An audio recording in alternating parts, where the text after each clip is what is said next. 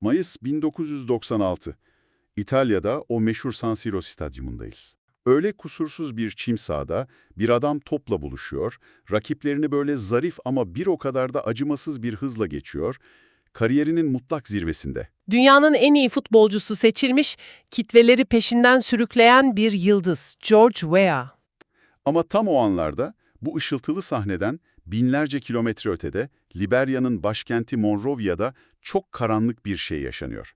70 silahlı adam deniz kenarındaki bir eve baskın düzenliyor, eşyalar vahşice yağmalanıyor, içerideki kadın akrabalara saldırılıyor ve Weah'ın kendi alın teriyle yaptırdığı bu ev ateşe veriliyor. Alevler gökyüzüne yükselirken evin sahibi Avrupa'da stadyumları ayağa kaldırmaya devam ediyor. Başarı ve yıkımın aynı anda, aynı hayatın içinde bu kadar sert çarpışması çok nadir bir durum. Weah'ın hayatını sıradan bir sporcu biyografisi olmaktan çıkaran şey, tam olarak bu sarsıcı tezat aslında. Yani San Siro'daki o zafer anının hemen arkasında hep kanayan, alevler içinde bir anavatan gerçeği duruyor. Bu iki uç dünya arasında nasıl hayatta kaldığını anlamak için o alevlerin çok daha öncesine, çocukluğuna inmemiz şart. Monrovia'nın o Cebeli Tarık denen Clara Town, gecekondu mahallesine gidiyoruz o zaman. 6 odalı çinkodan yapılma bir baraka düşün. 13 çocuk bir arada büyüyor. Anne babası onu bebekken terk etmiş. Hayatındaki tek sığınak, dindar büyükannesi Emma. Sokaklar tozlu, çamur içinde, kayalık. Top diye oynadıkları şey çaputların böyle sıkıca birbirine bağlanmasıyla yapılmış ağır, düzensiz bir yumak. Şimdi o çinko barakadan, o bataklıktan çıkış güdüsü sadece basit bir yetenek meselesi olamaz bence. İnsan o çamurun içinde boğulmamayı nasıl seçer? Psikiyatrist Viktor Frankl'ı hatırlayalım burada. İnsanın anlam arayışının doğrudan acı çekerek şekillendiğini söyler. Nasıl yani? Anlam, bize verilen koşullara karşı aldığımız tavırda. O koşulları dönüştürme çabamızda gizlidir. Yani o gecekondu mahallesi veya için sessizce boyun eğilen, kaderine terk edilmiş bir yer değildi. O daracık sokakları tam bir yaratıcı direniş alanına dönüştürdü. O çaput topa her vuruşunda kendisine dayatılan sınırları reddediyordu. Çamurun içinde boğulmamayı seçmek, oradan inatla kendi anlamını çıkarmaktı. Ama sadece direnmek, o dar sokaklarda sesini duyurmak yetmiyor hani. Ülkenin sosyal hiyerarşisi çok katı. Kuruyeva ve Bassa kökenli olması onu ülkeyi 10 yıllardır yöneten elitlerin gözünde hep dezavantajlı kılıyor. O görünmez bariyerleri kendi ülkesinde yıkması imkansızdı. O sosyal saygıyı görmesi için sınırları aşması gerekti. Kamerun'daki performansı Claude Leroy'un dikkatini çekti. O da gördüğü bu yeteneği anında Monaco'nun başındaki Arsene Wenger'e iletiyor. Evet, Wenger de bir tavsiye üzerine kalkıp Afrika'ya uçuyor adamı bizzat izlemek için. Transfer bedeli ne kadar biliyor musun? 12.000 sterlin. Yok artık. Bugünün elit futbol dünyası için şaka gibi bir rakam. Gerçekten komik bir bedel. Ama bu hamle her şeyin başlangıcı oldu. Monaco, ardından Paris Saint-Germain ve AC Milan dönemi. 1995 yılına gelindiğinde futbol dünyasının mutlak zirvesindeydi. Ballon d'Or, FIFA Dünyada Yılın Oyuncusu ve Afrika'da Yılın Futbolcusu. Bunu başaran ilk ve tek Afrikalı olarak tarihe geçti. Sahadaki Weah sadece iyi bir oyuncu değildi ama. Forvet pozisyonunu baştan icat eden bir öncüydü.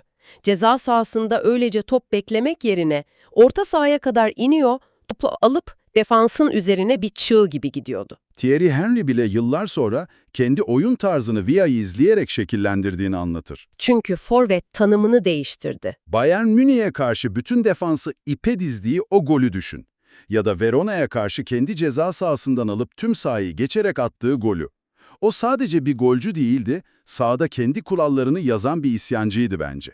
Avrupa'daki bu goller Liberya elitlerine bir mesaj mıydı sence?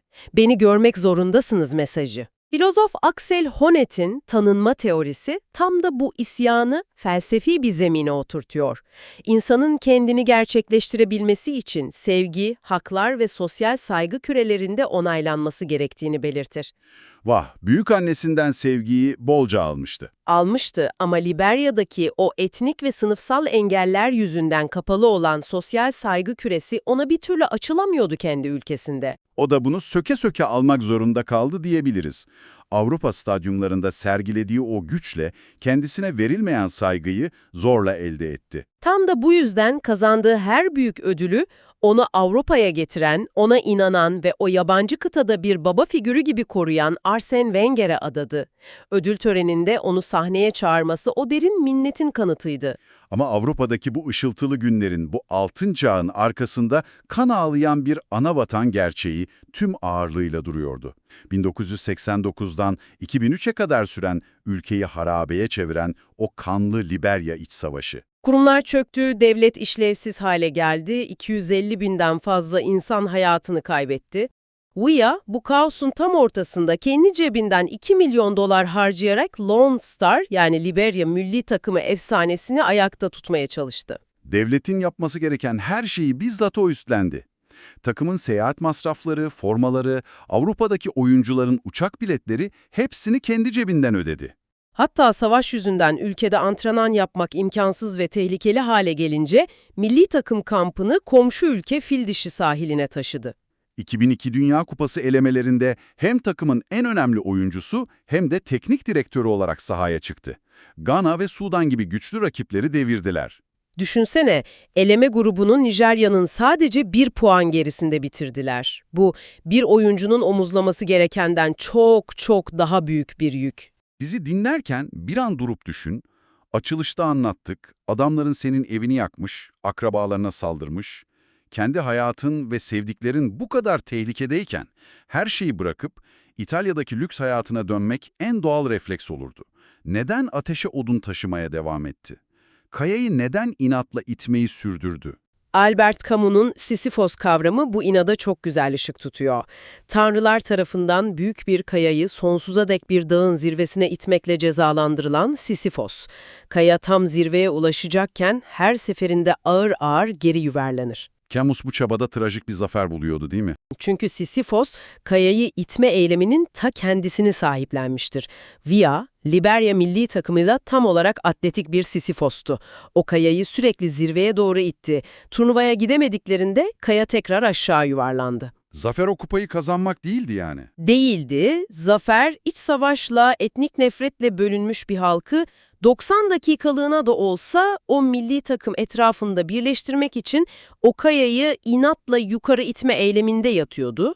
Ama futbol sahasındaki bu müthiş fedakarlık, bu birleştirici güç sokaktaki mermileri durdurmuyordu. Topu ağlara göndermek, ülkenin gerçek sorunlarını çözmek için yeterli değildi. Savaşın sona ermesiyle 2003'te kramponlarını astı. Ülkesine duyduğu sorumluluk onu sahadan doğrudan siyaset arenasına çekti. 2005'te devlet başkanlığına aday oldu. Rakibi de Harvard eğitimli eski Maliye Bakanı ve Dünya Bankası deneyimli ekonomist Alan Johnson Sirleaf. Weah, halkın içinden gelen temiz adam imajıyla çıktı sahneye. Karşısındaki elit kesim onun resmi eğitim eksikliğini acımasızca kullandı. Yıllarca Avrupa'da top peşinde koşmuş, okulu terk etmiş birinin savaştan çıkmış devleti yönetemeyeceğini savundular ve seçimi Sirleaf kazandı. Hayatı boyunca stadyumlarda on binlerce insanın adını haykırdığı bir yıldız için yıkıcı bir ego kırılması bu. Dünyanın zirvesindesin, ülken için her şeyi feda ediyorsun ama sana cahil muamelesi yapılıyor. Çoğu yıldız bu noktada pes edip lüks villasına geri dönerdi. Neden dönmedi sence? Bilmem. Bu yenilgi karşısında masada kalması çok sıra dışı. Hintli ekonomist Amartya Sen'in kapasite genişletmesi teorisi bu direnci açıklıyor aslında. Sen, gelişimi sadece ekonomik büyüme değil, bireylerin kurumsal engelleri aşıp yetkinliklerini arttırması olarak tanımlar. Eğer önünde aşamadığın bir duvar varsa o duvara kafa atmaya devam etmezsin, gidip merdiven yapmayı öğrenirsin. Weah da tam olarak bu merdiveni inşa etti. Karşısındaki elitist argümanları çürütmek için 40 yaşında lise diplomasını aldı. Ardından Amerika'ya gidip DeVry Üniversitesi'nde işletme lisansı ve kamu yönetimi yüksek lisansı yaptı. Sadece bir kağıt parçası değil, kendini siyasi arenada yeniden inşa etme süreciydi bu. Ve işe yaradı. 2014'te senatör seçildi, tecrübe kazandı. 2017'ye gelindiğinde ise Charles Taylor'ın eski eşi Jule Taylor'ı yanına alarak stratejik bir koalisyon kurdu ve devlet başkanlığı koltuğuna oturdu. O çinko barakadan çıkan çocuk ülkenin en yüksek makamındaydı artık. Ama iktidar yılları, yani 2018 ile 2023 arası, vaatlerin ve o sert gerçeklerin fena halde çarpıştığı bir dönem oldu. Başlar başlamaz devlet okullarında harçları kaldırdı. Sınav ücretlerini devletin ödemesini sağladı. Umut verici, popülist adımlar. Fakat bu dalganın ardından ekonomik krizin soğuk yüzü belirdi. %30'lara varan enflasyon halkı ezdi. Harçların kaldırılması kağıt üzerinde kusursuzdu ama pratikte altyapı çöktü. Devletin en büyük üniversitesinde hocalar greve gitti. En büyük kırılma da kayıp milyonlar skandalıyla koptu.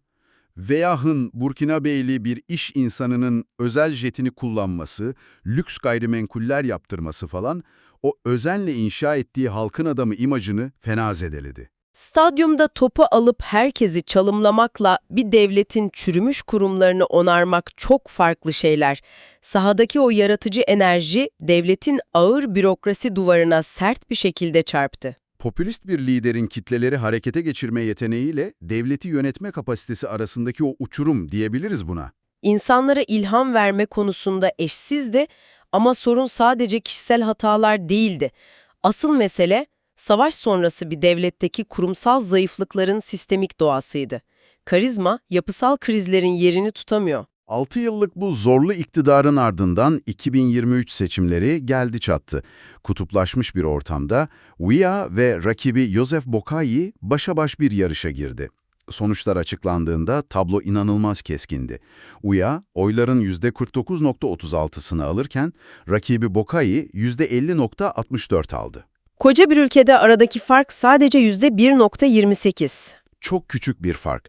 İstese sonuçlara itiraz eder, destekçilerini sokağa döker, ülkeyi kilitleyebilirdi.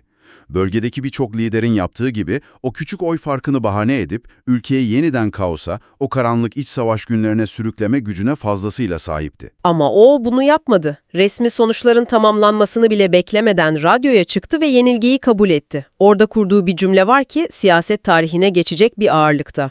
Partimiz kaybetti ama Liberya kazandı. İktidarı bırakmak için her yolu mubah gören bir siyasi iklimde bu teslimiyet sıradan bir hamle değil. Hannah Arendt'in eylem kavramı bunu harika açıklar. Arendt, eylemi rutini bozan, yeni bir başlangıç yaratan ve kamusal alanda özgürlüğü inşa eden hamleler olarak tanımlar. Weah'ın kararı tam anlamıyla Arendtçi bir eylemdi. Kişisel iktidarını elinde tutma arzusunu değil, devletin bekasını seçti. Afrika'nın bu kırılgan bölgesinde gücü barışçıl yollarla devrederek hayati bir demokratik emsal yarattı. Açılışta anlattığımız o dumanlar içindeki sahneye geri dönelim istersen. 1996'da diktatörün adamları tarafından evi yakılan, ailesine saldırılan o adam, yıllar sonra ülkenin en güçlü koltuğundaydı. Elinde tüm ülkeyi ateşe verme, o küçük oy farkını bir yangına dönüştürme fırsatı varken o kibriti yakmadı. Sessizce, onuruyla ve demokratik bir olgunlukla kenara çekilmeyi seçti. Belki de hayatı boyunca kazandığı tüm o parıltılı kupaların ötesindeki gerçek zafer buydu. Bir dönemi kapatırken arkasında yanan bir ülke değil, işleyen bir sistem bırakmayı tercih etti. Belki de en büyük güç, o gücü sımsıkı tutmakta değil, elindeyken bırakabilme iradesini göstermektedir. Hayatın boyunca iktidarı elde etmek için savaşırsın, engeller aşarsın. Ama tarihteki yerini, o iktidarı kendi rızanla terk ettiğin o birkaç saniyelik an belirler. Kendi hayatımızda inatla tutunduğumuz, bırakmamak için etrafımızdaki her şeyi yakmayı göze aldığımız güç alanları neler acaba? Belki de en kalıcı mirasımız, zamanı geldiğinde o sahneden sessizce çekilebilme cesaretimizdir. Bir okur, bir kare, yaşayan kütüphane. Kitaplar burada ölmez.